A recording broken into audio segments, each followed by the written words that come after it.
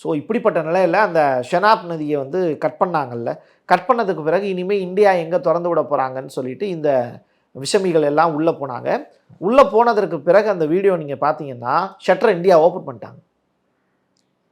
ஷட்டரை open பண்ண உடனே ஒட்டுமொத்த புல்டோசரு, லாரி, அது உட்காந்துருந்த இந்த மணல் திருட்டு வேலை பார்க்குறவங்க, தாழ்வு மணல் அள்ளுறவங்க எல்லாரும் ஆத்தோடு அடிச்சுட்டு போயிட்டாங்க. அதை பார்த்து இந்தியன் ஆர்மி வந்து பார்த்திங்கன்னா வீடியோ வெளியிட்டிருந்தாங்க. அது அந்த பொதுமக்களும் அந்த ஷெனாப் நதி நீரில் இருக்க வாழ் மக்கள் வந்து பார்த்திங்கன்னா அந்த வீடியோவாக வெளியிட்டிருந்தாங்க. ரொம்ப காலமாக இந்த பிரச்சனை இருந்துக்கிட்டே இருந்தது.